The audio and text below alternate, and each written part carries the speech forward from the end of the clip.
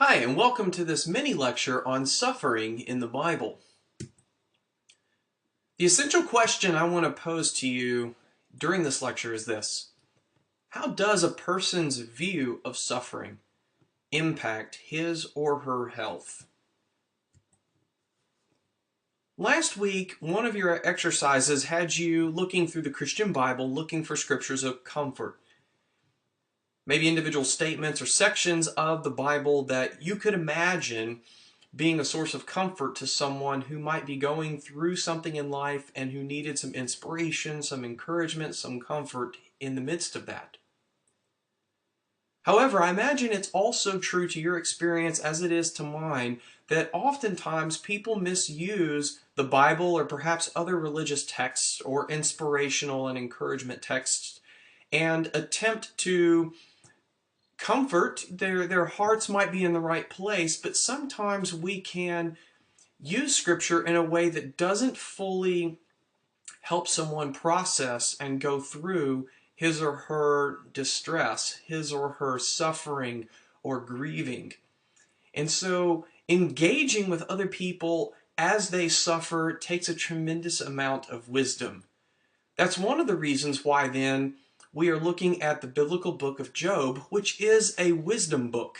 Together with Proverbs and Ecclesiastes, these form the bulk of the wisdom corpus in the scriptures of Israel, preserved as a Christian Old Testament for us. The idea of the book of Job is that if you read Job and carefully think about what you're reading, you can achieve greater wisdom, not just by memorizing what goes on in the book of Job, but also by thinking carefully and critically and learning how to implement its lessons into your own life. That's the function of reading the book of Job. The story is a story of a man who suffers immensely and suffers unjustly. And the bulk of the book is spent demonstrating how he, his wife, his friends, and even God respond to Job's suffering.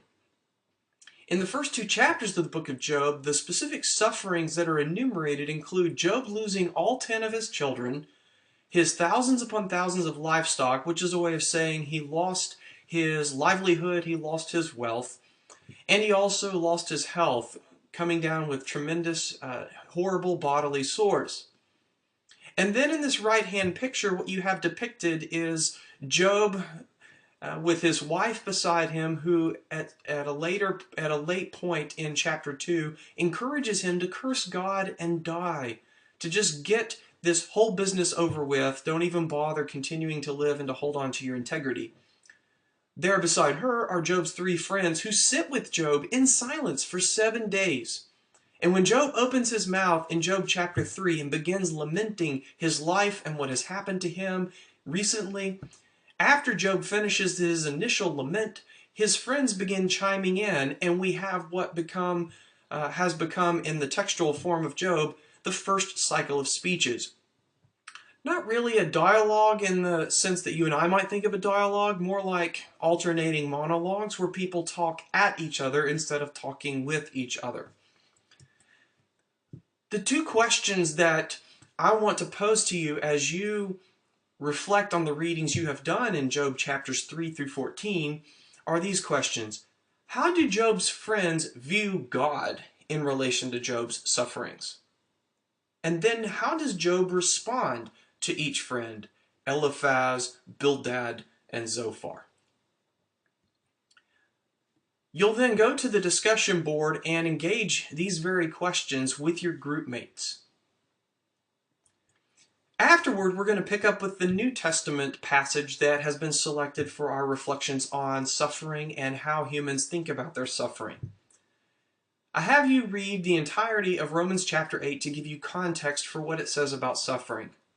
The entire chapter of Romans 8 is itself situated within a much lengthier argument that Paul is developing as he expresses his understanding of what God has accomplished for humans and for the world in Jesus. In Romans 8 in particular, one way of summarizing what it is Paul does here is he explains his understanding of how God has already begun transforming people into the people they will ultimately become. And Paul talks about how the law was incapable of accomplishing God's ultimate goals, and so God gives his Spirit, God gives his Son, Jesus, and paves the way and gives his Spirit to Jesus' disciples to begin that transformative process now. What this means then is that these people who have already who have already had God's transforming work begin in them are God's children.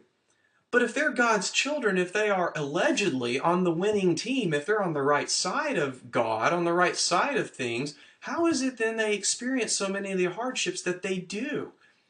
Now, what is in view here is not so much Christians in the first century getting sick and wondering why it happens to them. It's not so much that kind of suffering as it is suffering at the hands of other people who oppose them for being Christians. And this is not just a minor concern about whether or not Christians have legal rights in the Roman Empire.